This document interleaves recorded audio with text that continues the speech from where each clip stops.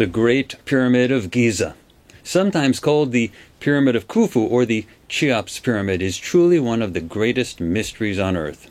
It is huge, and it is built with gigantic stone blocks that seem nearly impossible to cut, transport, and assemble even today on such a massive scale as must have occurred long ago when this pyramid was originally constructed. Legends as to the origin of this and similar pyramids have grown, and some of these legends are now called history. But until now, no one on Earth really knew how these big structures were assembled at a time when tools were rudimentary. Camels and reed boats were the primary forms of transportation, and manual labor was the only means available to construct anything. In short, the legends, all of the legends, were built on total speculation. Authorities often connect all sorts of archaeological dots to weave a tale of who did what, where, and how, but quite honestly, they really do not know what happened back then. All the authorities have are ruins, and archaeological clues, however meticulously dug up, and from these they connect the dots that they select in a manner similar to how people see constellations by looking up at the sky and select stars that appear to outline all sorts of things, from the Big Dipper to Orion, the supernatural hunter. Depending on which dots or stars you select, you get different outlines and thus different legends. But the only thing that will resolve the mystery of the Great Pyramid of Giza is one or more eyewitnesses, something that, believe it or not, is entirely possible today. We can finally put the legends aside, at least for a moment, and take a look for ourselves. If you follow me through this presentation, I will show you data that will turn your world upside down. Data that were collected under impeccable scientific conditions and which, in theory, can be replicated, albeit with suitable training, care, and effort. This is cutting-edge science at its best.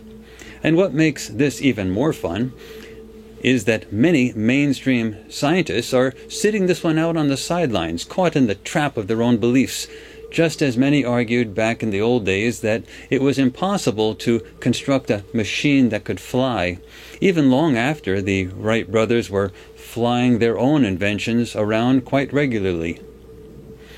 This is as good as it gets. Let me briefly summarize just some of the key points of what I am about to show you. First, the Great Pyramid of Giza was constructed using a combination of manual labor and high technology. The largest stone blocks that were used in the construction were floated about 18 inches over the ground, using advanced technology while manual workers guided them into place. Second, the mining of the largest stone blocks was done using advanced energy-based cutting technology that literally melted the sides of the stones from the quarry walls to make them perfectly smooth. Third, at least some of the workers mining the largest stone blocks were genetically engineered to be able to work under the harsh conditions required for the job. Fourth, there was apparently some extraterrestrial involvement in overseeing the project. These extraterrestrials may have worked in a manipulative manner, either separately or secretly, from the human elite who ostensibly were controlling the project. Fifth, the Great Pyramid of Giza was only one part of a larger project that had the purpose of manipulating energy on a planetary level that had a communication purpose. It was not just a place to put a burial chamber.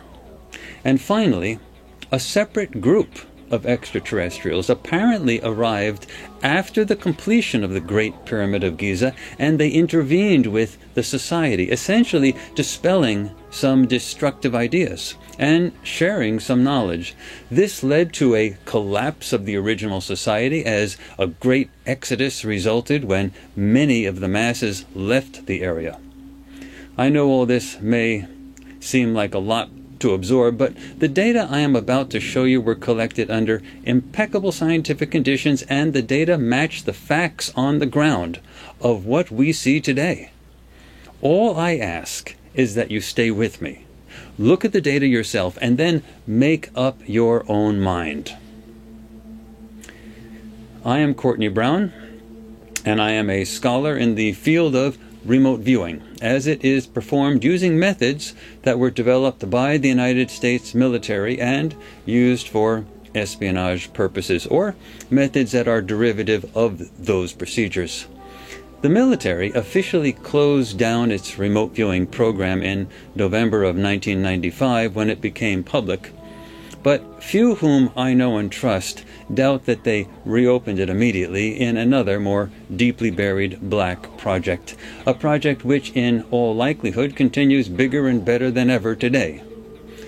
The military is filled with smart people, and they tend not to abandon things that work, even if they do not fully understand how they work. And as far as keeping things secret, well, that's what they do. Yet ours is not a military story, it is a civilian one that potentially surpasses anything that happened previously in or out of the military. The research that I am here to tell you about today was done at the Farsight Institute, the leading civilian, nonprofit, educational, and research hub for fully documented public scientific projects involving remote viewing as it is done using military or military-derived methodologies. Remote viewing is a mental process that allows highly trained individuals to accurately perceive what is called targets, which are places, events, and people across time and space. People who use these procedures are called remote viewers, and when they are really good, they can describe such things in great detail without being told anything in advance about what they are assigned to perceive, a condition known as working blind. Now, there are only a few highly trained remote viewers in the world today, and I have long argued that this does need to be addressed seriously in the near future. But a few highly skilled remote viewers do exist now, and they are capable of supplying perceptual data that are what some call scary good. I don't have the time today to go into much background regarding the science of remote viewing, but if you want more of that, I suggest that you go to the website for the Farsight Institute, where you can find a huge amount of material, including published, peer-reviewed scientific research. Don't let people who tell you something is impossible scare you away from learning something that is real. In late 2012, I initiated a new remote viewing project that was designed to answer the question of exactly how the Great Pyramid of Giza was constructed. I wanted to know how the biggest rocks were mined and transported, and I wanted to know what the pyramid was used for. What was its original purpose? Regardless of how it was constructed, it clearly took a lot of effort to do it, and it must have had some important rationale motivating its builders. This was clearly going to be an historically important project to be undertaken at the Farsight Institute, so I enlisted the help of two gifted remote viewers who are among the best on the planet currently, Dick Allgaier and Daz Smith. They are both second-generation civilian remote viewers. Dick Allgaier uses a form of remote viewing known as the HRVG method for the Hawaii Remote Viewers Guild that was taught to him by Glenn Wheaton, who came out of Special Forces Intelligence in the United States Army.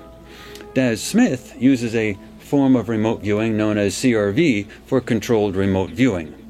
Now, that's a methodology that has long been used and taught by people such as Lynn Buchanan, who came out of the Defense Intelligence Agency, or the DIA. Both Dick Allgaier and Daz Smith have participated as remote viewers in many years of public research conducted at the Farsight Institute. They have extensive published and publicly verified track records in remote viewing under squeaky clean scientific experimental conditions. Much of their work in scientific experiments can be found on the website for the Farsight Institute and in peer-reviewed, published reports that are found in a variety of diverse venues. Indeed, scans of all of the original sessions for all Farsight projects, including the one I am discussing now, can be found on the Institute's website. Virtually all of our projects conducted at the Farsight Institute take a long time to complete. This project took approximately a year to finish. There were lots of remote viewing sessions, lots of targets for the remote viewers to examine, and there were also a large number of things that needed to be accomplished prior to initiating the remote viewing component of the project. Finally, there was a period needed to analyze and collect the data.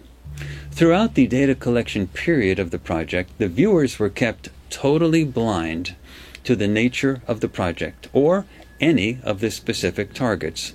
They had no idea of what they were being assigned to remote view. They were only told via a non-leading email that there was a target and that they should remote view it and send in a session. They also did their work solo, which means that they were alone when remote viewing. Thus, there was no one present at the time they did their sessions who could have influenced the results. Well, after typically more than an hour of work for each session, the viewers each supplied between 10 and 20 pages of detailed written data, including sketches describing each target. There were also some sessions that were recorded live on video. Now, some of the video sessions are absolutely spellbindingly interesting, and I will show some of them to you shortly. Before discussing the remote viewing results, let's summarize what we already know about the Great Pyramid of Giza and why it is such an interesting mystery that seems to demand resolution.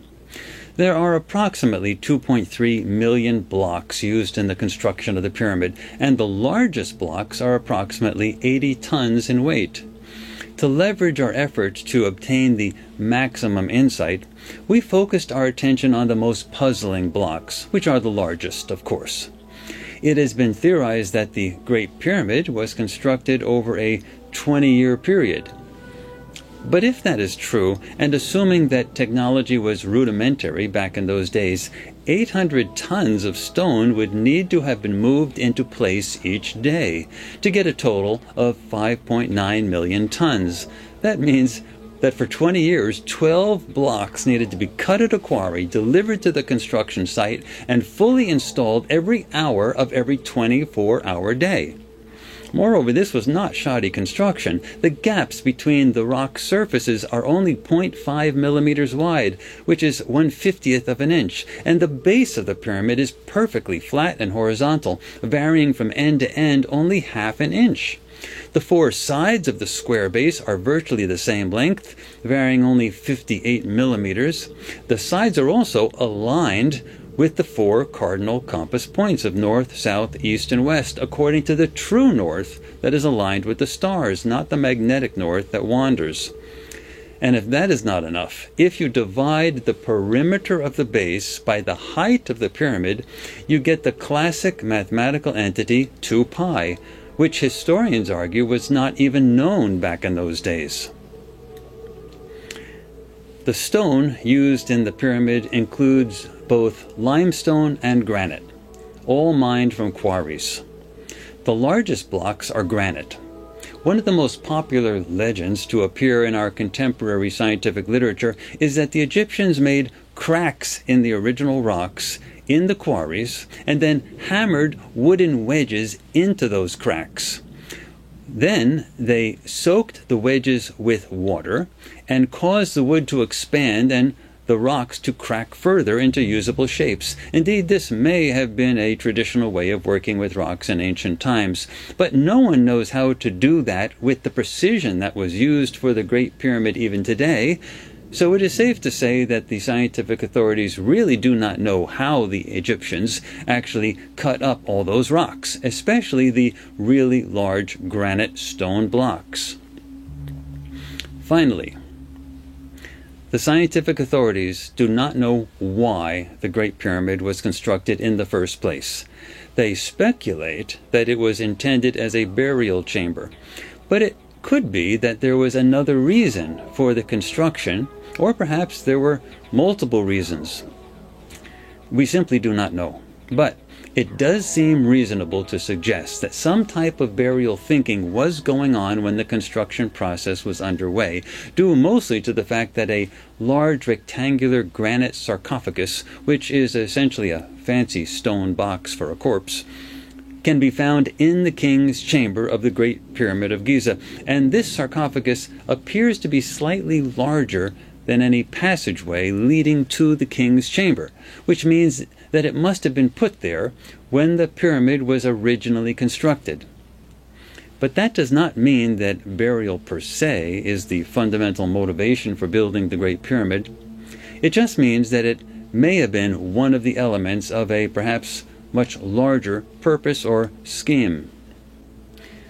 Now let's introduce exactly how we are going to resolve these mysteries by spending a minute talking about the targets that the remote viewers were assigned to perceive. A target is a place or event that constitutes the focus of attention for the remote viewers. Remember that the remote viewers do their work blind, and they are not told anything about the target when they remote view. Neither Dick Allgeier nor Daz Smith were told anything about any of the targets for this study until all of their remote viewing sessions were completed for this project.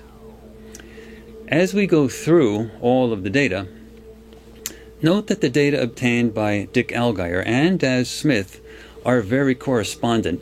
All of the major elements match for both viewers, and none of the data from either viewer directly contradicts the data from the other.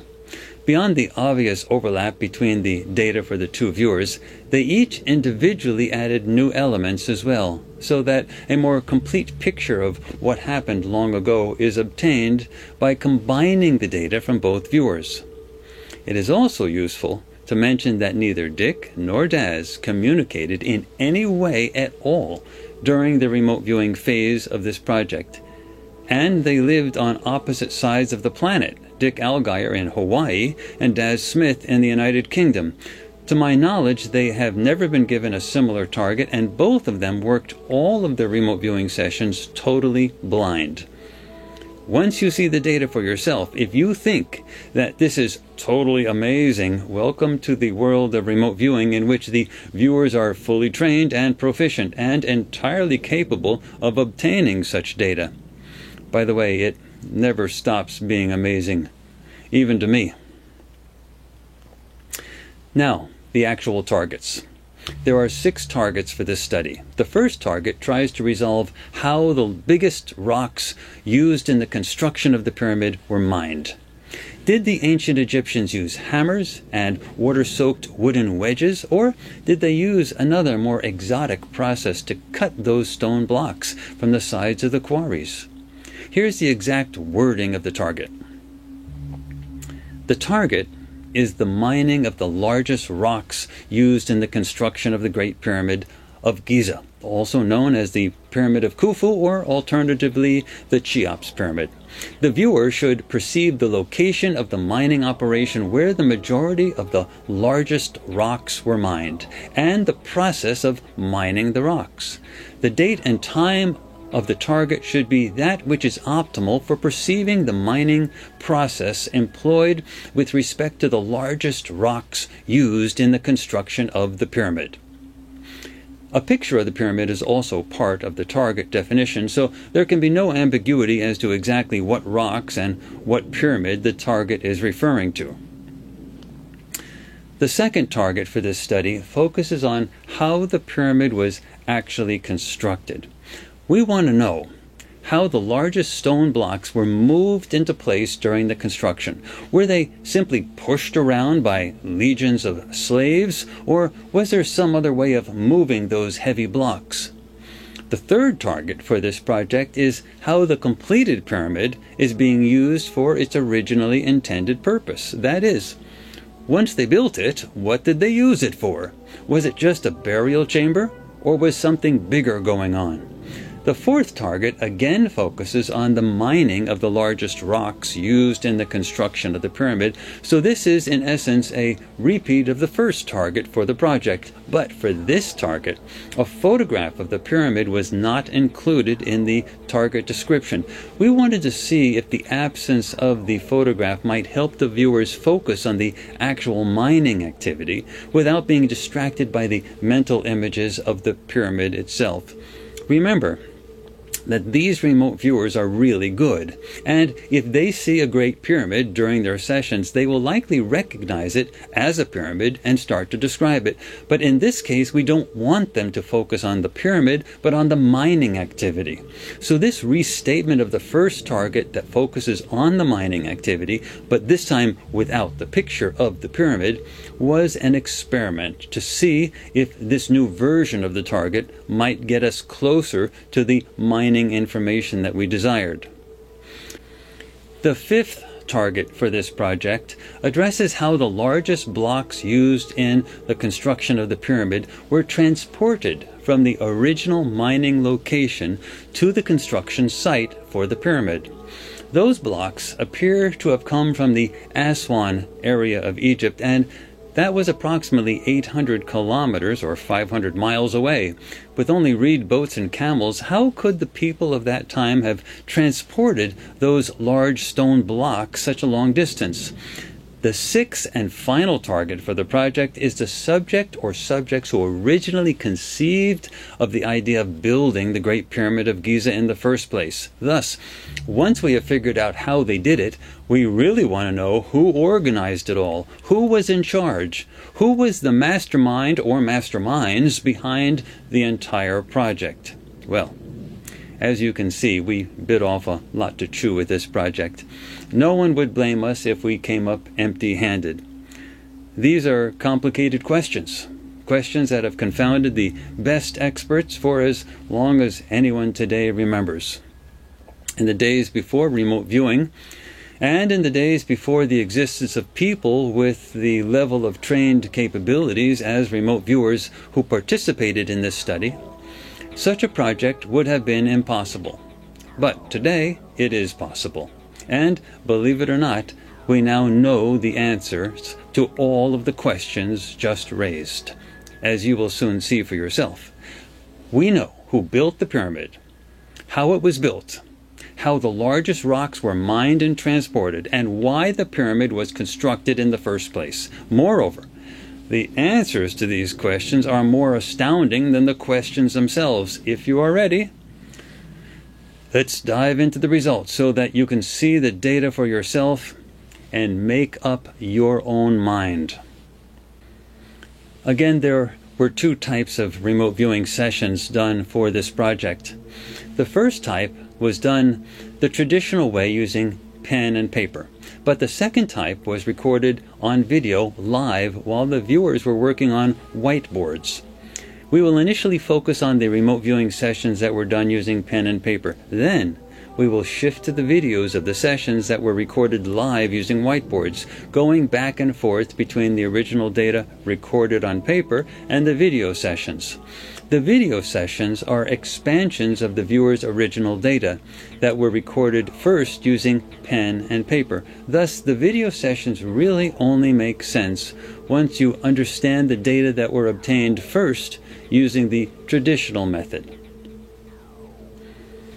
Let's proceed in alphabetical order with the first collection of remote viewing data obtained by Dick Allgaier for the first target. Again, the target involves the mining of the largest stone blocks used in the construction of the Pyramid of Giza. How were they cut out of the quarry? Remember that the fourth target was essentially a restatement of the first target, so we can cut to the chase by combining the results for the first and fourth targets. In Dick Allgaier's original session for the first target, he records many images and verbal data involving rocks being crushed, cut, and pulverized with great force, apparently creating sheer cliffs. Great energy was apparently involved in this process, producing gaseous and shockwave byproducts.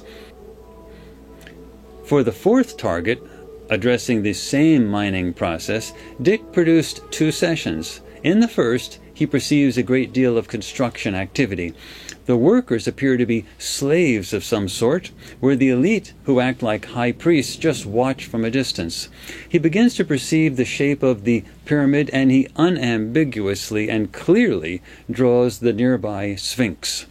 Some kind of energy of dazzling beauty is being emitted from the pyramid structure as subjects look on. Some subjects at the target site are confined in small and crowded cages, and they are horribly treated. There is also some sense of human sacrifice and even cannibalism associated with the target activities. The viewer perceives some sort of high priest who conducts a sacrificial ceremony that reminds the viewer of a satanic ritual. The viewer also perceives and draws a subject who does not look human, a subject that he deems demonic and terrifying. Well, for the second session for this fourth target, the viewer clearly perceives mining activity. The mining activity involves the high-tech use of focused energy to fragment rock, leaving a crater. The viewer clearly describes this process in a time frame manner, as in snapshot after snapshot. Here is the original image that he draws. And he says this crater looks like one of the many sinkholes that were created in Nevada in years past during underground nuclear weapons tests.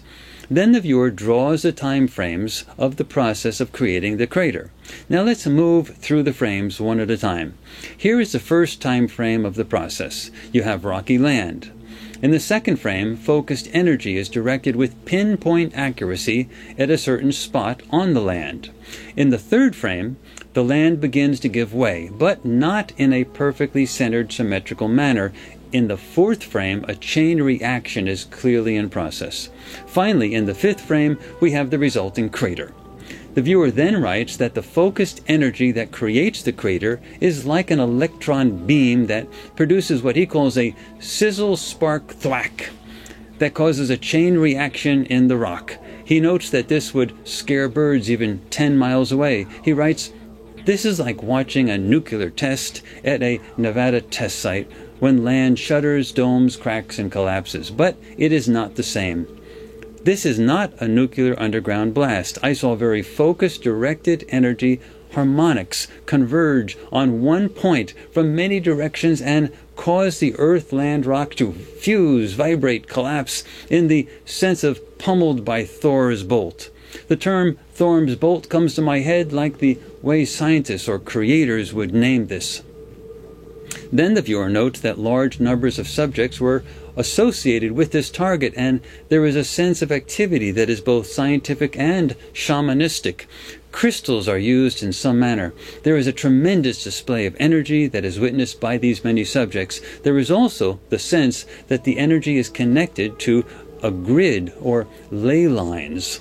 Now let's look at a video that was recorded live while Dick Allgaier was doing one of his sessions for this target. Listen carefully to how he describes the mining activity that was used to obtain the largest rocks used to construct the Great Pyramid of Giza. Radiating lines of energy, okay, so like pow, pow, all focused on a very precise point. So this is, and it's not,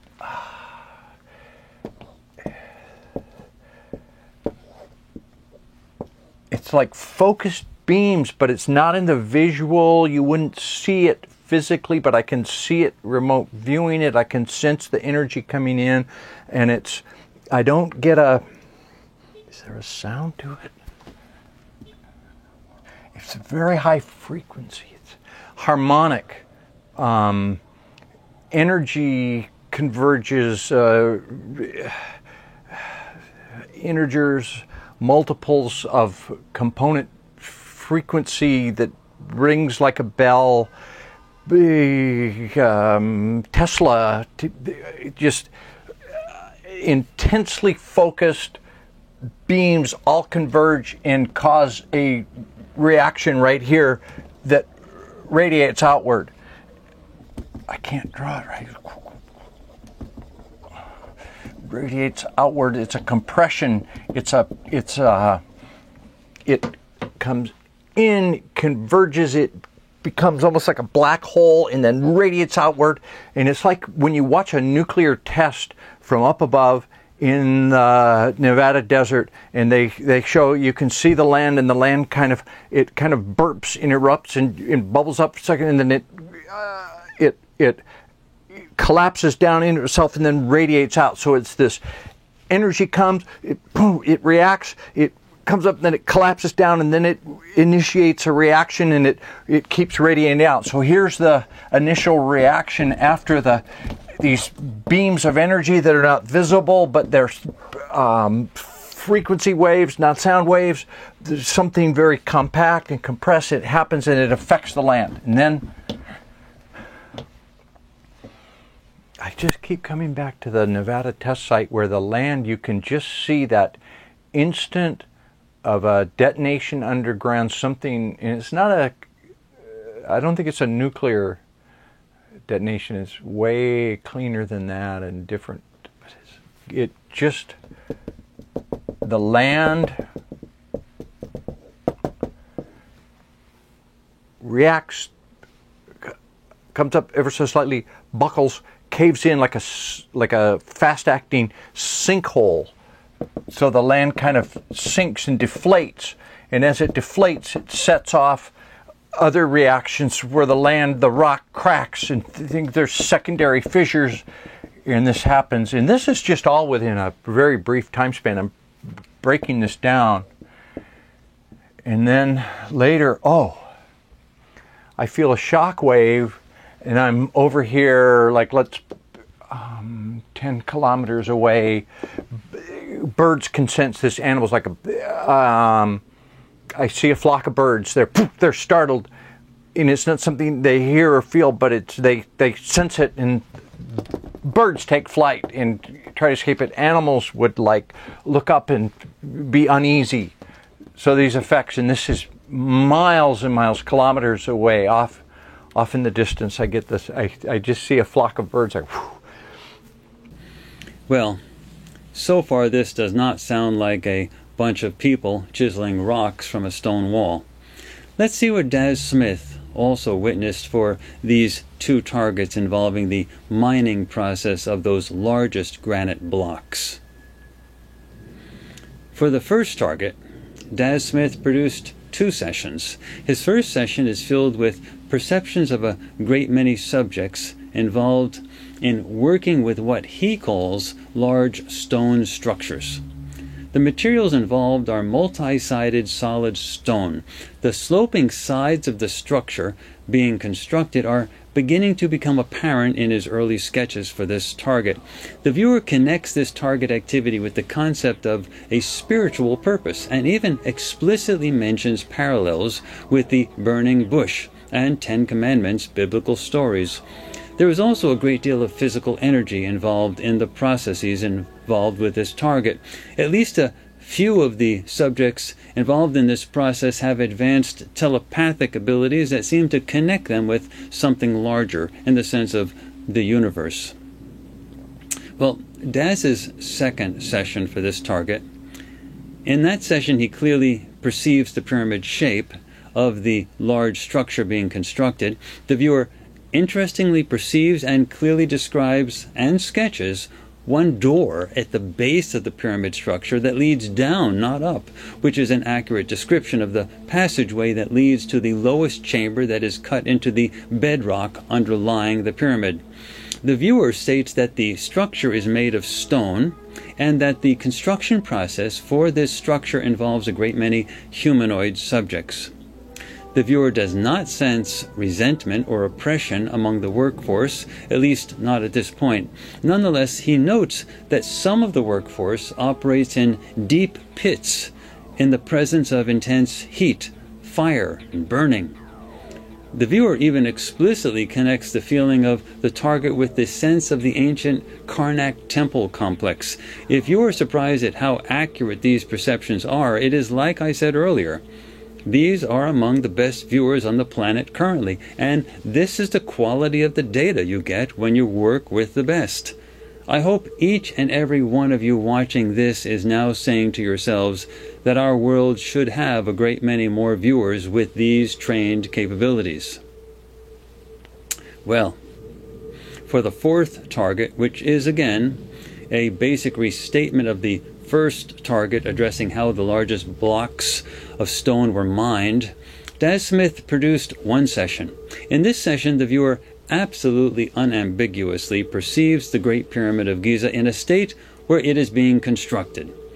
This is evidenced by the flat top of the pyramid structure drawn on various pages. The viewer also perceives energy in some form emanating from the target structure. This energy and the target structure seem to be associated with some type of spiritual activity, such as communicating with higher beings. There is also a sense of using the structure to transmit a message that states, "This is us. Look at us. This is who or what we are." The pyramid structure is located in a harsh and desolate desert, and the viewer perceives writing that he describes as hieroglyphics. There are many subjects gathered at the target, many coming from vast distances away in a sort of pilgrimage. There is also a religious feel to this activity. It should be clear at this point that it is not possible to fully restrict a remote viewer's perceptions to only that which is defined by the target. One of the reasons for beginning this project with the mining activity was hopefully to postpone the time when the viewer actually perceives the Great Pyramid. But the target description itself can only place the viewer's perceptions in a location and at a time. It cannot stop the viewer from noticing something that he or she may find interesting near or related to the target location. In this case, Daz Smith immediately noticed the Great Pyramid of Giza at a time when it was being constructed, which is entirely accurate with respect to the timing of the first target that addresses the mining activity. This is why we like to have multiple viewers for each project. You never know until all the data are in exactly what part of the target each viewer may perceive and describe, and you stand a better chance of getting a more complete picture of the entire situation if you have multiple eyeballs at the scene, so to speak. In this case, the data that we obtained from both Dick Allgaier and Daz Smith were entirely consistent with the given target and with each other, and the data seemed to suggest unambiguously that simply using manual labor to construct a large burial chamber is not what the Great Pyramid mystery is all about. Let's now shift our attention to the next big question, which is, how was the Great Pyramid of Giza actually constructed? This moves us to the second target in the series. Beginning alphabetically, again with Dick Allgaier's work, he did 2 sessions for this target. The first half of the first session is filled with many perceptions of repetitive mechanical processes working with rock. Great energy is involved in melting rock, as in artificial volcanism. There is mining on a large scale. Energy is used to cut rock, much in the manner that welding is done with metal, producing liquefied rock. The viewer explicitly describes what looks like high-tech alien mining. This description is accompanied by clear drawings of energy tools being used that focus energy on rock. The rock is both liquefied and vaporized, involving great heat and pressure, thereby separating the rock. There are also many life forms working on all of this. They have a hive mentality, working in large numbers underground. They feel like drones, and he describes them as not too smart. In Dick's second session for this target, he perceives drone-like humanoids who are genetically engineered to work under extremely harsh and polluting environments involving high-tech processes used for constructing large rock structures. The environment is like a foundry with toxic air quality. Everything is high-tech. Energy is used to melt rather than blast rock. Construction is on a massive scale, and large underground tunnel complexes are involved. The workers seem to be grown from fetuses in artificial environments by beings whom the viewer perceives as praying mantis in nature. Watch and listen to Dick Allgaier describe all of this with this session recorded live on video. This is inside. This is more earthy. This is very dense right here. This is very enclosed, confining, claustrophobic. Well, it's big but claustrophobic at the same time. So it's a big cavernous place, but it's dim, it's dark, it's claustrophobic because you feel like deep underground. There's a almost, how can I draw this? Like a tunnel. Okay, so you're going in this. Okay, and these guys go in here.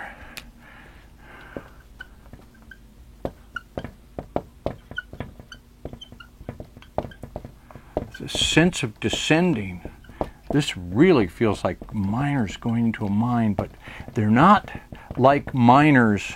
Like if you were miners going into the coal mine, you'd be carrying your lunch bucket, you'd be joking with your friends about the what your girlfriend did last night and what you're going to do after work. You're going to go look at the game. None of that. There's none of that. These guys are just, and they're all the same size. They're like little clones of each other, clones. And genetically manipulated, genetic modification, and worker bees. Okay, so they're going down. It's a confining place, but it's big. There's like a big ceiling. And this is an environment that is really nasty, hot, gritty, acrid, bad smoke. If I was there, I would choke to death in an instant. And okay, I got to remember something about the face mask. I got to draw that next, but I can't do it when I'm in. Okay.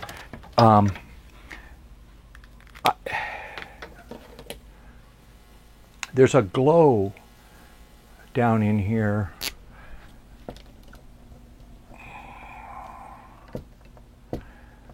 Like molten something, like very, like in a steel foundry, they have a slag heap that the molten stuff is there. It's sizzling and steaming and emitting noxious gases. This is a very unhealthy place. This is a bad environment, and they're bred to be here. They can handle it, but only for a little while, because they, it's like they've got a part of their DNA that allows them to slough off or absorb or somehow be in this environment, and they degrade, but not as fast. There's a degradation, so after a while they become useless. So they're programmed, and they come here, and it feels like mining or terraforming, building something deep underground that is, and it might involve mining, tunneling with fusing rock, melting it literally. And there's just evil gases here, but they can handle it, but only for a little while. And so it's not that they wear out, they just get defective. They will they'll just walk into the molten stuff, get close enough to it that they cease to function.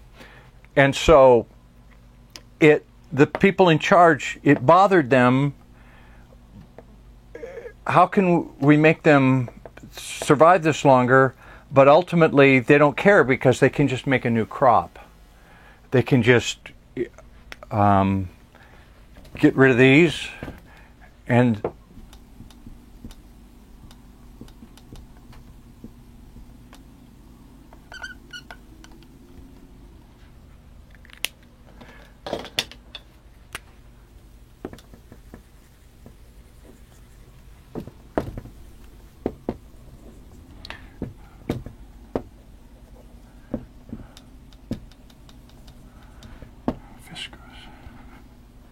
viscous. I can't spell when I'm viscous. Viscous? How do you spell that? Viscous. Thick. It's a greenish, it's a thick fluid. These are fetuses. There's a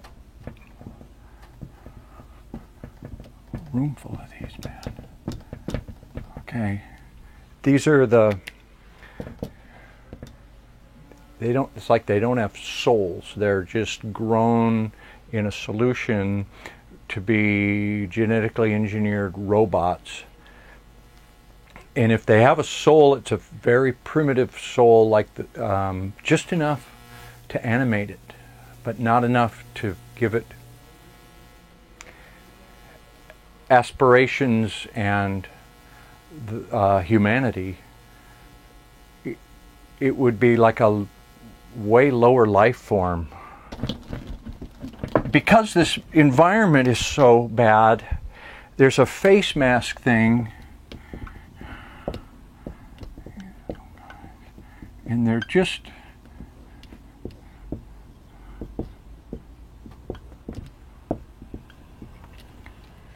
you know how a modern day firefighter,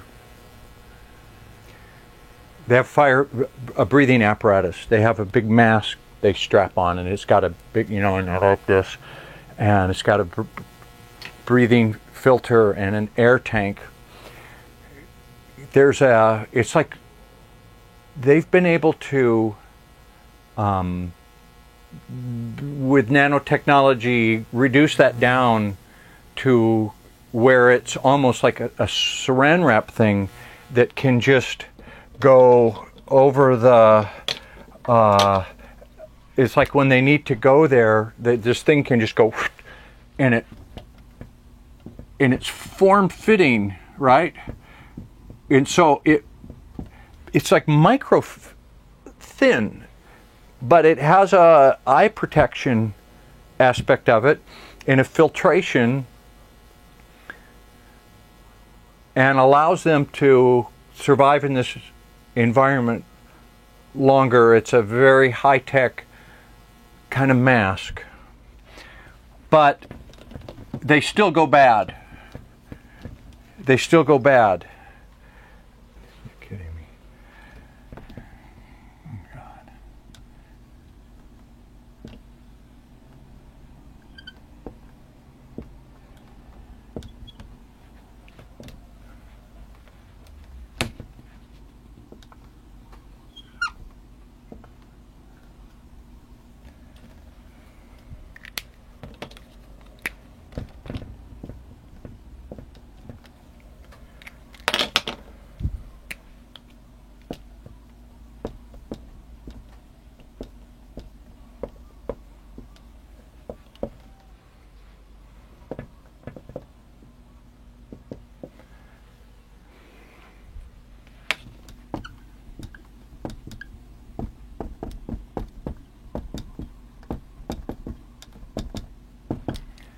That's the caretaker.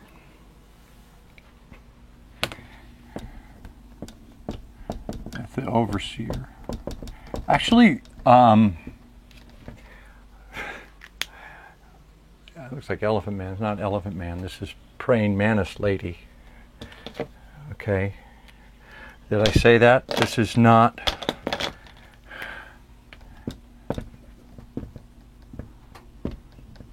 These are eyes. This is not Elephant Man. This is Praying Mantis Lady, and she's actually has a kind of a, for how spooky looking this is, has a nurturing feel, like a female, almost motherly kind of feel. Not startling, but not frightening. To her, we look like guppies. We're not scary. We're just different. Very intelligent, but caring in a certain way. Businesslike, but a nice, it's oh man, I gotta deal with this for a minute. Hang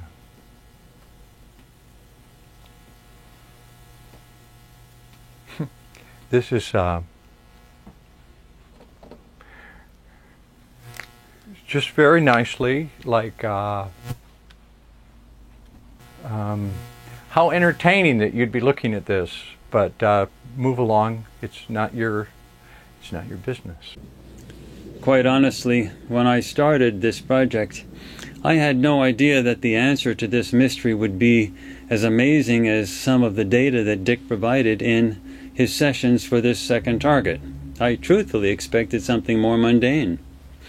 Thus, when I get sessions from a great viewer like Dick Allgaier that are like what we just saw, I like to see what another similarly great viewer does with the same target.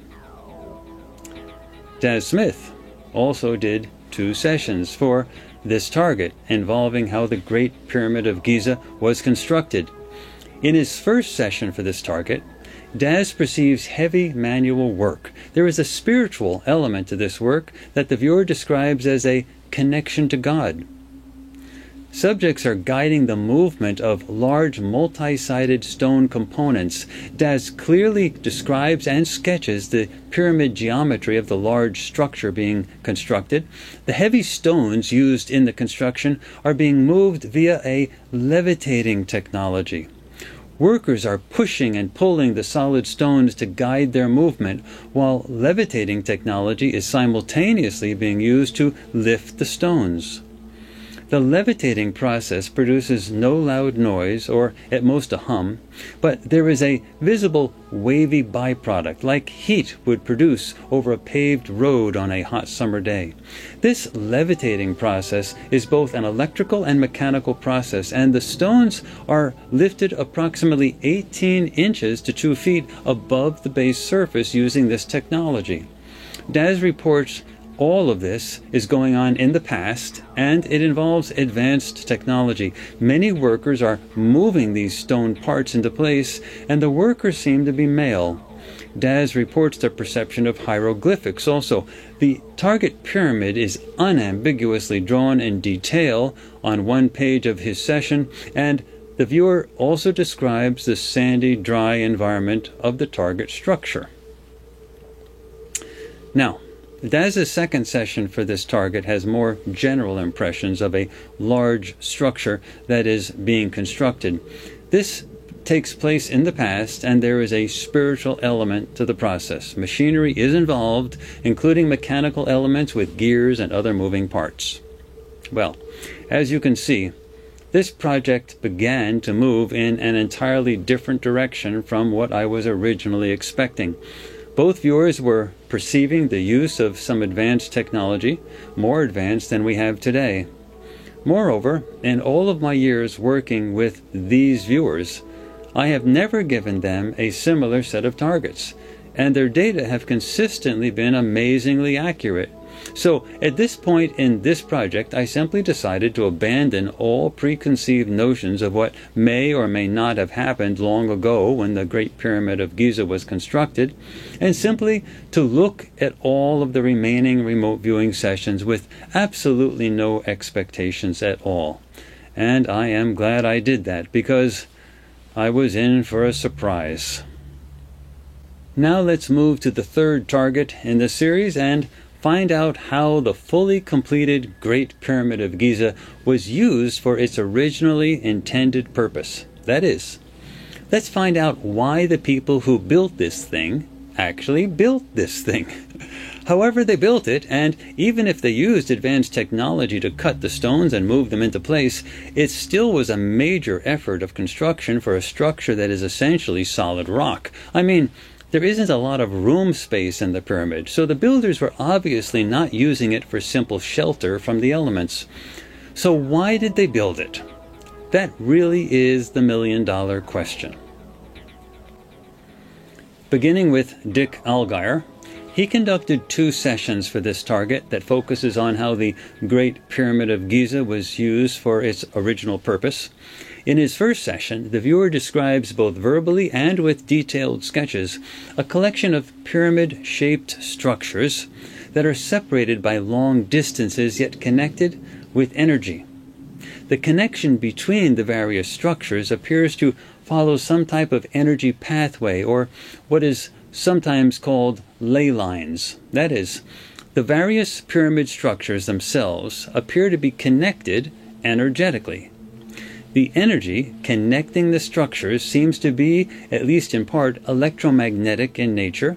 There is the sense of earth frequencies. The energy moves through the earth, and it is either not natural or it is being harnessed and controlled. The viewer clearly draws the pyramidal structure of the target, accurately noting that the structure extends underground as well. The energy that connects the various pyramidal structures appears to run in straight lines. The viewer then draws in detail a collection of pyramids that seem to be closely spaced, and explicitly states that this large, complex, and beautiful symmetry reminds him of the pyramids when they were alive, here referring to the pyramids in Giza. Near the end of the session, the viewer describes both verbally and with sketches subjects participating in the flow of energy related to the target structure. The viewer writes, "Bright light, energy, like a half-mile-high Tesla coil. This looked like a light show at a rock concert, but seemed like many people watching the Northern Lights. But the energy spectacle is closer, awe-inspiring." At the very end of the session, the viewer shifts his perception to the inside of a tunnel that is geometrically shaped on the inside. He had the sense of a particle supercollider tunnel. Now, watch as Dick Allgaier describes live on video his perceptions of the Great Pyramid of Giza as it is being used for its originally intended purpose. And looking at land 1, what predominates, I mean, there is land there, but I see a structure, and I see a pyramid. It actually got a sharper angle than that, and I feel that it extends underground a bit. So here's the ground, and here's the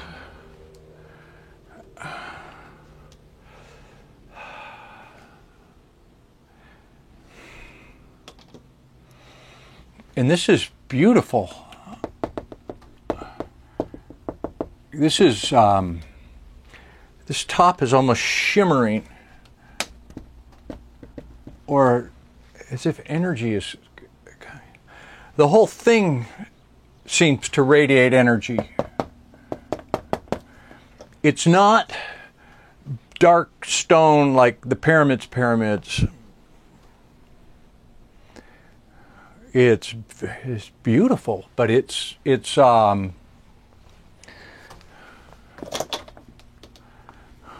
metallic. It's not. It doesn't seem to be stone. It radiates as if it was metal. Very shiny, glistening, high-tech type of thing. It's almost a grid pattern with something up here that's bright like a capstone, like a reflective. And the land, I see some people, very small here. Land is not jumping out at me. So my first land gestalt is the energy is radio frequency, RF energy. So there's a beatific light energy, and there's also, this is emanating some type of RF. There's a very charged feeling to this.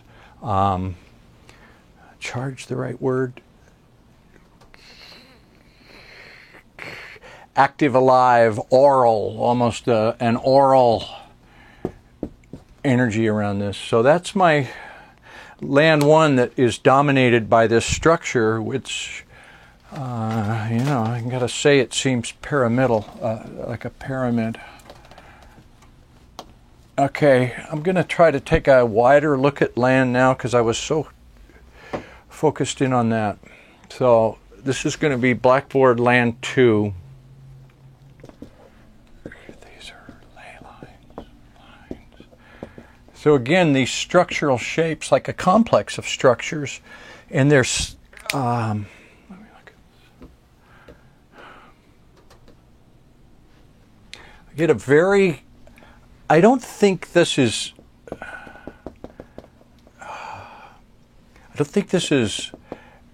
actually visible to the naked eye in the visible spectrum so much. It's not like a furrow in the land or a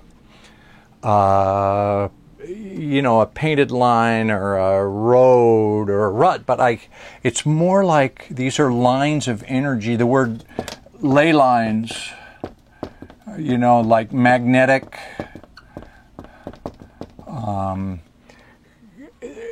some grid of energy that is connected to these structures and is associated with the land. Earth frequencies, frequencies of the earth, they resonate. Earth frequencies resonate. Earth frequencies.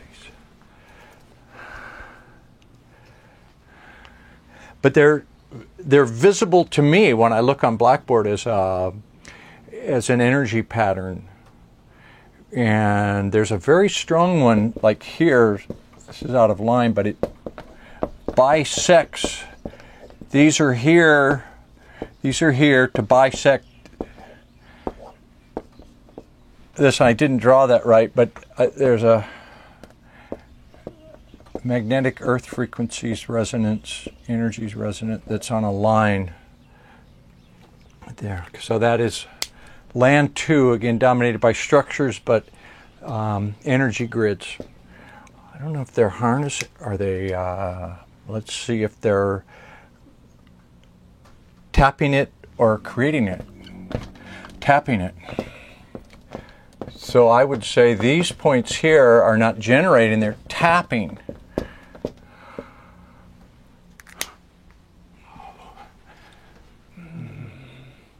This is like the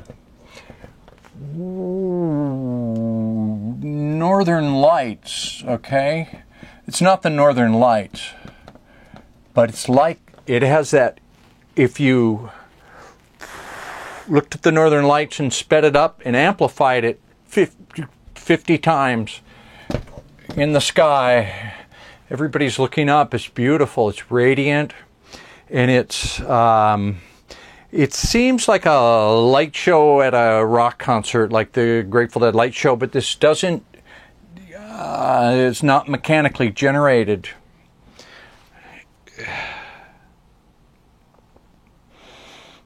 It's like a, those, like a Tesla, what do they call it, a Tesla coil? Or that, they have those things that you, the energy is out like spider webs and you touch the ball, and it'll touch your finger and the energy goes to it. That's what this is like, only you're in these people and this is up in the sky. Very beautiful light show.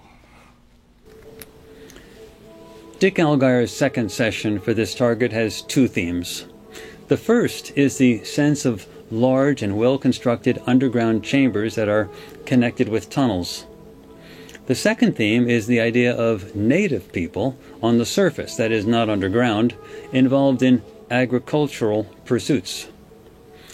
Before making any conclusions, let us also look at the sessions by Daz Smith for this target, focusing on how the fully completed Great Pyramid of Giza was used for its originally intended purpose. Daz did one session for this target, and in that session he noted that the structure's placement on land is key to this target. Life, land, and structure are working as one for some intended purpose or goal. He perceives the massive angular structure that was a monumental and long undertaking. Daz notes that the result of constructing this structure will involve some manipulation of the environment. He accurately describes the structure as having sloped sides. There is also some kind of walkway or ramp to the structure, which is an accurate description for the original layout of the structure. Then, Daz states that the purpose of the structure is to assist in the communication with God or higher beings. Crucially, the building of the structure is perceived to be as important as the resulting finished structure. Daz clearly notes in his session that whatever the original purpose of the structure, its original purpose seems now to be lost somehow. Daz clearly draws the pyramidal shape of the structure that is constructed with large blocks, observing that when finished it is gleaming and white. Again and again he draws the pyramidal shape of the multi-layered structure. Well, it clearly seems that the original purpose of the Great Pyramid of Giza was not simply to serve as a burial chamber. Something active was going on. Somehow, the pyramid was part of an effort to channel energy, perhaps planetary energy, and to use this energy for some spiritually related purpose. Moreover, this energy was apparently quite real, not an imaginary thing. Given the effort required to build the Great Pyramid of Giza and the other connecting pyramids located on Giza and elsewhere on the planet, one can only assume that those who organized this effort knew something real about how to use the available energy for some kind of communication purpose, something that we may not yet know about or understand. But let's take this one step at a time. We have lots more data to go through. In fact, let's backtrack to examine something real and practical, which is how the builders managed to transport those big stone blocks from the quarry where they were originally mined to the construction site on Giza, approximately 800 kilometers or 500 miles away. This brings us to our fifth target for this series. Specifically, the target is the transportation of the largest rocks used in the construction of the Great Pyramid of Giza. Beginning with Dick Allgire, he conducted two sessions for this target. In his first session, he describes a great many people collectively working with stone. The people are densely packed in their work environment. Dick clearly describes the solid stone blocks at the target site and the masses gathered together near those blocks in a scene that reminds the viewer of an old city central plaza. There is an elevated energy event that is witnessed by many subjects. Then, in his second session for this target, the viewer describes something that moves through the air and seems to impact the ground at some point. Now, Daz Smith also did two sessions for this target. In his first session, Daz describes an indigenous society from the ancient past that is based on slaves and masters. Yet there is great social change in progress, with some new subjects arriving from far away in vehicles or ships with new knowledge, new ideas, new medical knowledge, and new technology. An old system of beliefs falls away among the indigenous subjects, and subjects depart from the area with their families in large numbers. All this change happens over a decade or two. The newly arrived subjects are enlightened travelers and explorers, and they are the ones who start this new golden age in a short period of time. The primary location perceived by this viewer is an ancient city with temples. The viewer describes the basic physical layout of the pyramid's internal structure as well as the arrangement with another pyramid situated in a wide landscape. Some of the structures have extensive construction underground. Let's closely watch Daz in a session recorded live as he explores his perceptions of this target. It feels very laborious. It's labor. It's hard. It's taking a lot of time and manpower. Working in groups.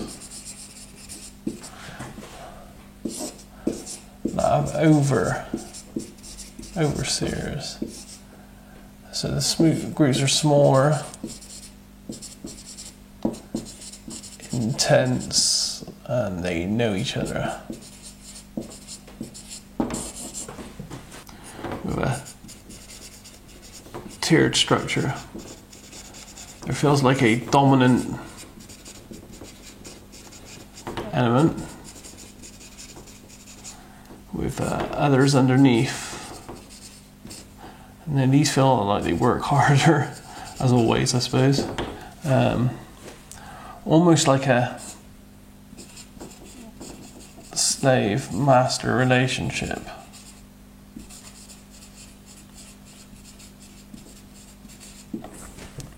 Okay, and I feel like there's a belief, a strong belief, religious feel to the life, and that feels like it's part of the reason behind their drive and their purpose and everything they do.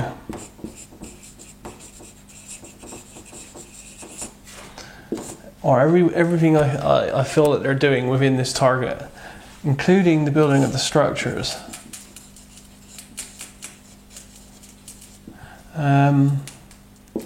stems from a solid purpose and belief.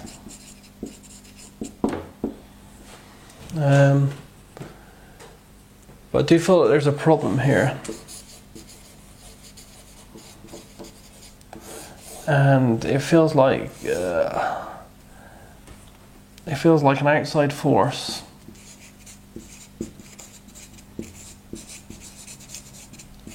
shatters that belief.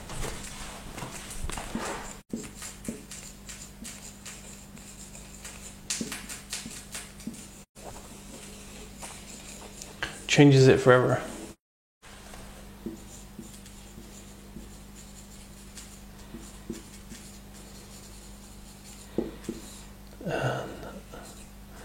And this feels like it's an outside influence of other life forms.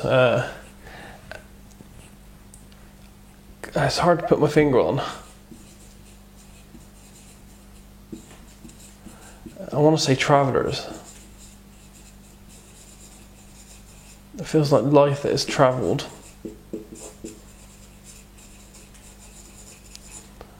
And brought new ideas and knowledge.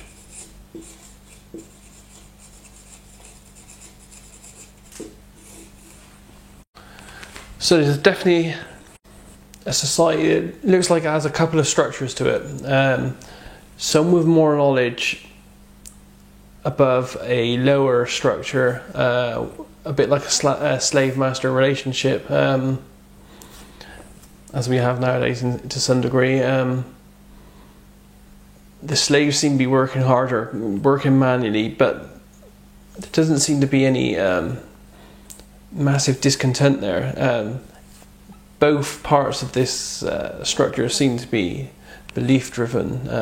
There's a real purpose behind what they're doing, and what they're doing is also leading to structures or components being built and moved, rising structures. But I do see that a problem occurs, which feels like it's an outside force which really shakes and shatters their beliefs, changes them completely from then onwards. And I think that this outside influence feels like it's from another bunch of life forms that I would class as travellers. They travelled a long way. They felt like they've come a long way, and then they impart knowledge, new ideas, which changes the way of life of this previous group.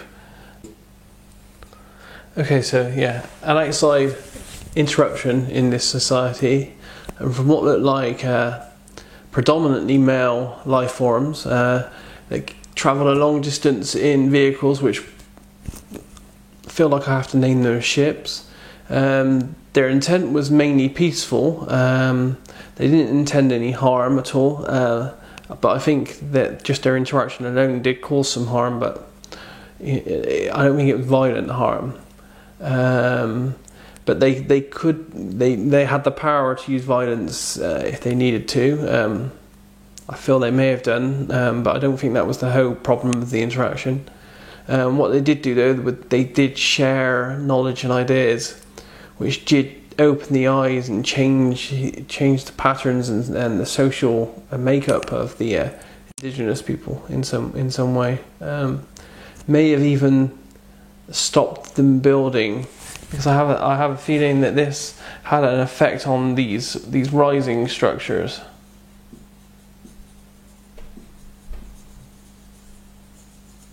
There's a connection between the information transfer, or the knowledge that was given over, and the rising structures, or the structures that were a big part of the indigenous life at the time. A big part of what they were doing, their ideas, their philosophy, their whole belief system. So yeah, a big outside influence here from someone from far away that travelled a vast distance. In his second session for this target, Daz Smith describes artificially created energy involved in moving objects. The energy is frequency-based, possibly involving sound. It seems to resemble magnetism in the sense of its effect on objects. The viewer clearly describes subjects moving large rectangular blocks. Part of the movement appears to lift the blocks off of the surface such that they float while the subjects guide them into place. Thus, the subjects are not lifting the large blocks. Something else is doing that, but the subjects are guiding the blocks that appear to be floating in mid-air. The viewer describes how the large blocks are moved up ramps while being assisted by energy. It is a combination of both low and high tech. Because of the energy that lifts the blocks, moving them is not difficult. Daz notes that it is as if the blocks are sitting on a cushion of air. Many of these perceptions were recorded live in riveting detail. Okay, yeah, so there's definitely something solid. It feels blocky. So it's solid. Feels man-made or manipulated. Positioned.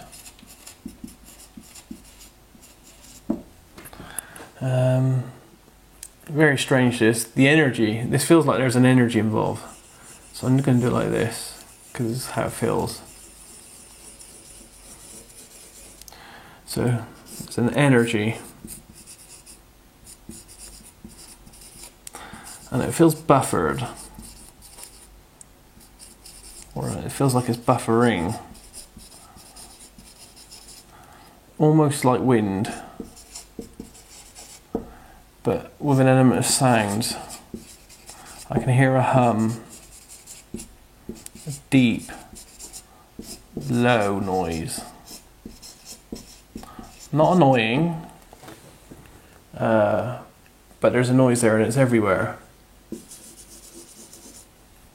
So yeah, solid object, solid. Blocky. You feel moved. I want to say pushed by life, manipulated. but pushed isn't right. More like assisted into position. Yeah, there's more than one. There's groups of these guys, and some maybe even pulling.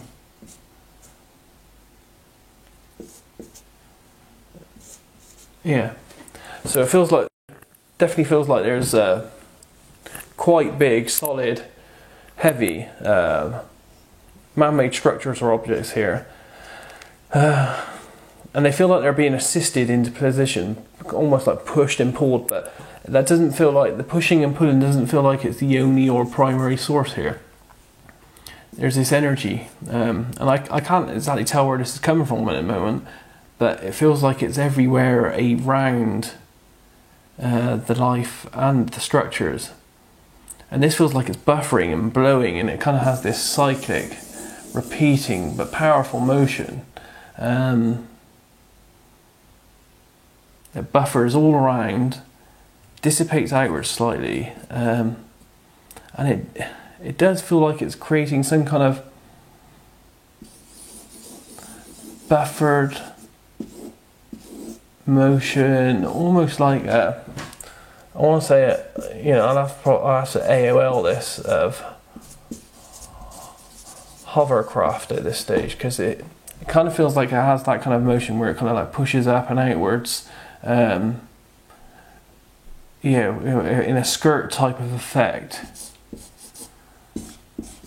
pushes up and out, and it just feels like there's something here above it.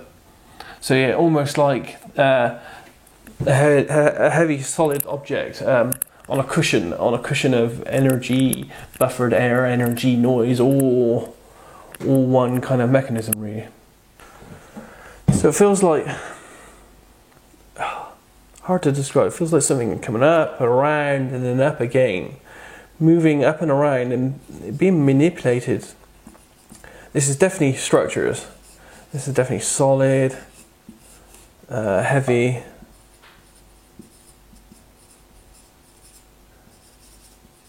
Man-made structures. I'm gonna have to AOL blocks. These feel like they're being assisted and manipulated into place, rising, up and around, rising, as part of some grand structure. And I feel like they're being placed, being moved, positioned, placed. Some of it's manual labour, but it does feel assisted by some kind of, I want to say sound energy. I'm not sure sound is the right word. I mean, sound is involved in this, but it's not wholly sound on its own. It's almost like a sound plus. So they start off lower, they're moving up and around a structure and up, almost like on a platform. Assisted movement on a platform, up and around a structure into place. That's what I get at this stage. Detail here. So I'm going to slide and describe more detail. Okay, definite block feel here. Feels heavy, solid, and there are men or males. There's more than one. They're at all sides of this thing. There's a motion.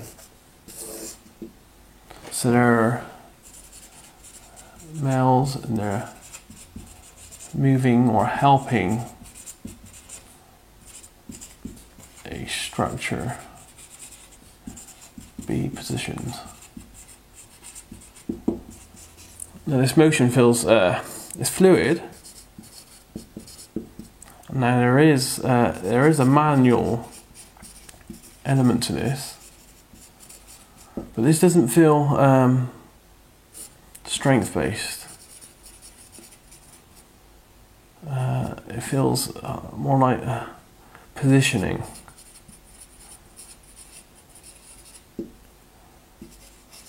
not strength based. I don't want to say wholly on this though, because there is this interaction, there is this sound interaction, this buffered, buffering. So we have the solid here, and we have this buffering, and it's pushing against, and it pushes back down, but it's very strange because it's all cyclic at the same time, all repeating. I can't quite describe it. I've never felt anything like it before. I want to say magnetic, but it's not magnetic, but it's got a push and a pull.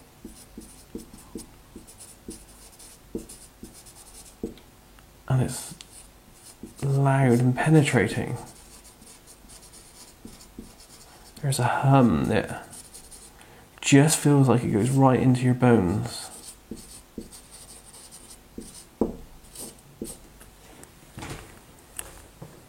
Yeah, so it's pushing, moving this. Pushing and moving this structure into place here. Very solid, very solid structures, and they all seem regular actually, regular shaped. And it does, I hate to say it, but it does feel quite blocky, like blocks. You know, proper three-dimensional objects here that are just being pushed, pulled, manipulated into place. I want to say floated and fluidly, because everything feels fluid. It doesn't feel like there's jerky motions. And it feels like the males are there more as guidance and manipulation. They're almost like guiding and moving, making sure it doesn't slide off. Maybe there's a tendency for it to slide off. I feel that it could slide off to the if you're behind the stone, or I say stone, if you're behind the object here. So there's definitely life involved. These feel male, more than one, working in groups. They assist each other. Definitely a team style relationship. And there are multiple groups. This feels past because they just feel clothed, basically. Basic clothing. Dark skin. And they seem to be involved with objects which feel blocky and solid and heavy.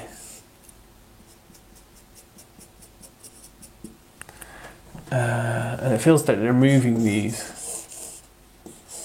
So we have a 3D block here that feels like it's being moved, pushed and pulled.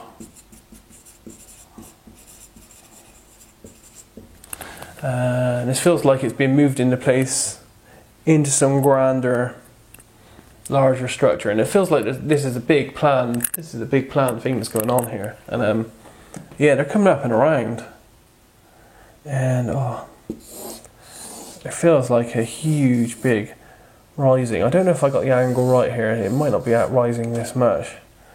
It feels like something's rising, but there's also a platform right outside, and these life are moving blocks. They're here, manipulating moving blocks, and there's another block here, and there's these guys moving it. I want to say sliding it. Moving these blocks upwards. Up a structure, and they come up one part, and then they go around a straight edge corner, and they come up another one, and there's another straight edge corner here, and all the time they're moving along and up a gradient. It's raised. the raised surface. Yeah. Blocks. Just keep seeing blocks moving.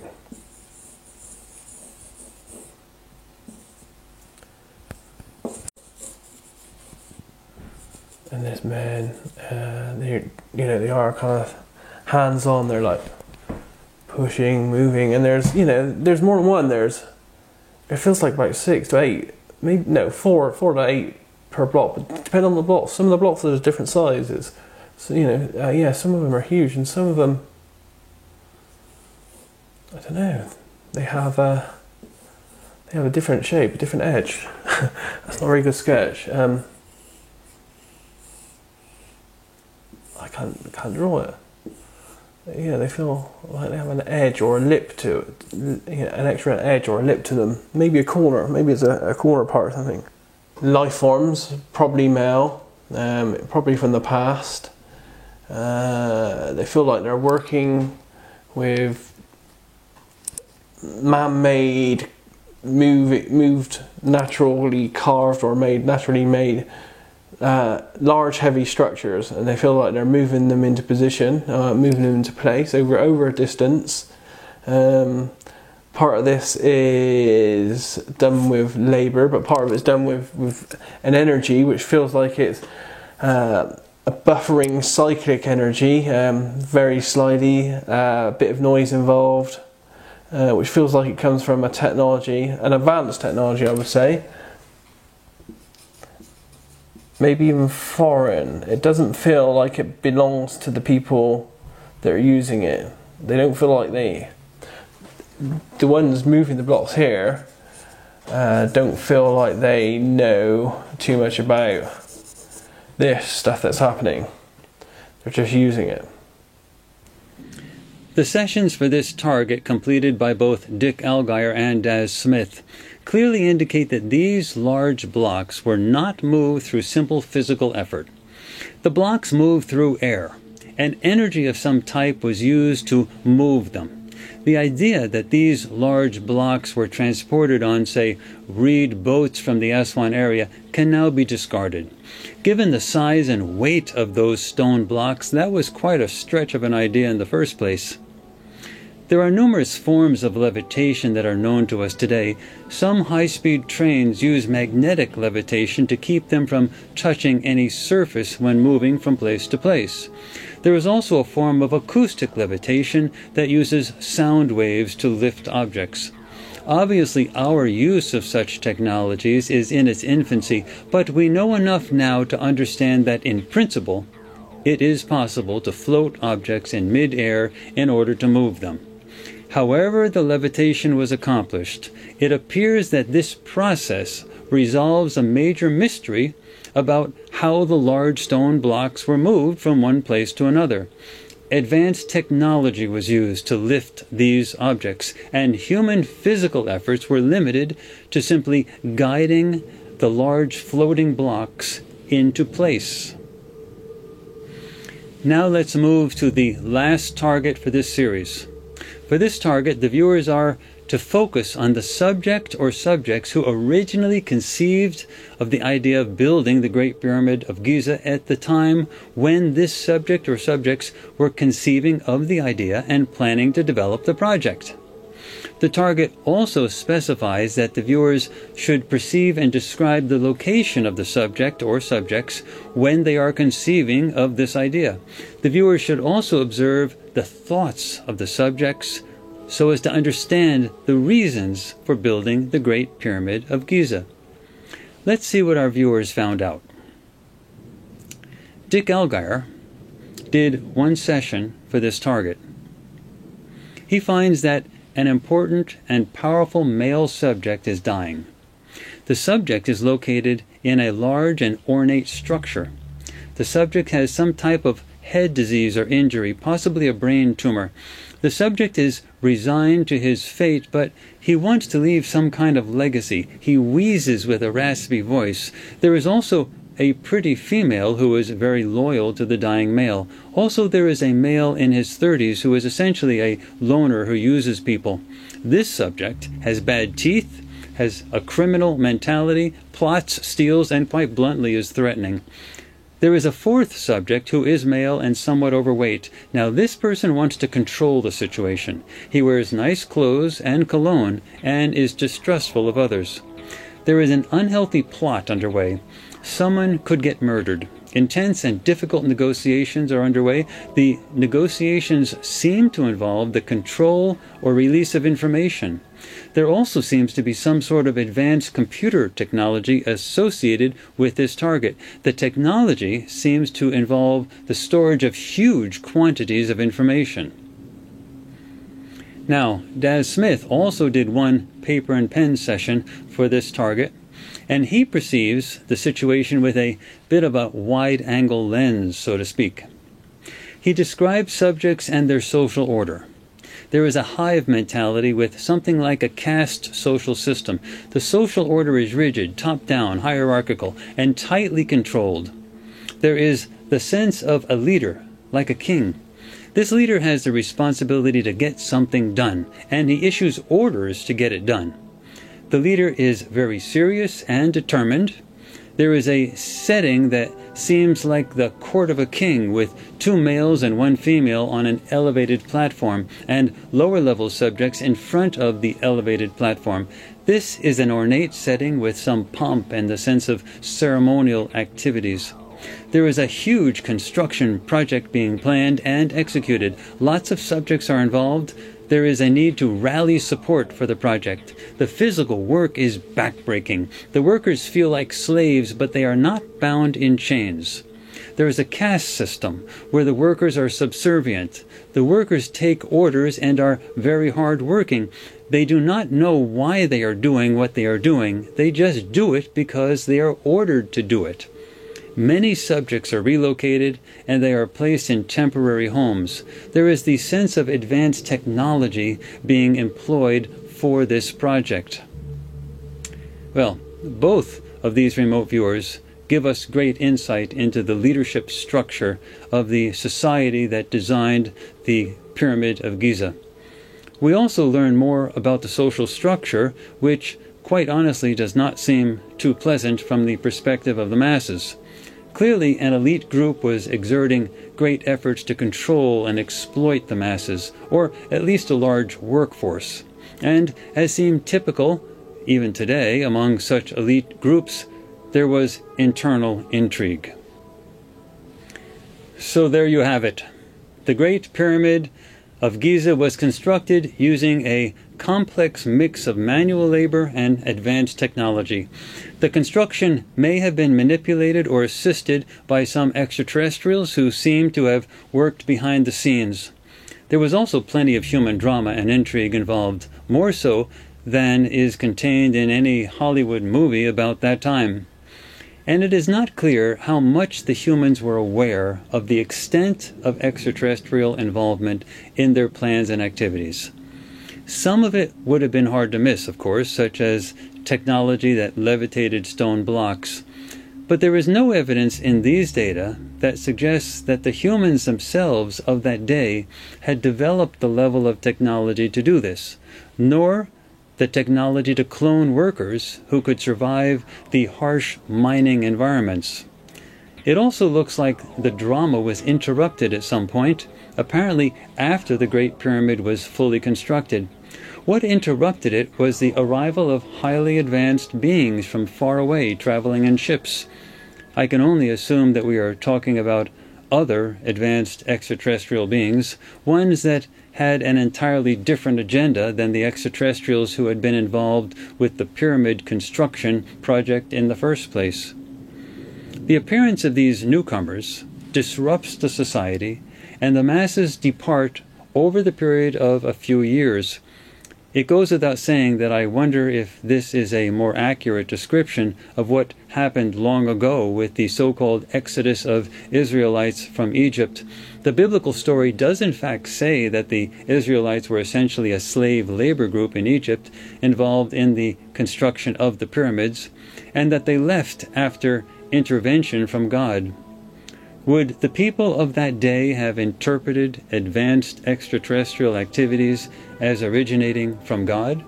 It certainly seems possible, and I must admit that I am intrigued by the parallels between the biblical stories and what we have seen in these remote viewing sessions. Yes, we have found many answers to old mysteries with this project, but we also have many questions, some of which are new. Now we can question everything that we thought we might have known related to that period. For example, it makes me wonder if Moses actually did go up to the mountain to obtain the 10 Commandments, exactly who did he encounter up there? Was it God or an extraterrestrial with a light show? And would someone like Moses have been able to tell the difference? Makes me wonder how much manipulation has actually happened over the past millennia, and how much was with good intentions, and how much was self-serving. We just do not know all of the answers to these questions, but we do have the ability to begin getting some of the answers. Stay tuned. There are more remote viewing projects in the works at the Farsight Institute. Keep an open mind. It is something we will all need. I am Courtney Brown, Director of the Farsight Institute.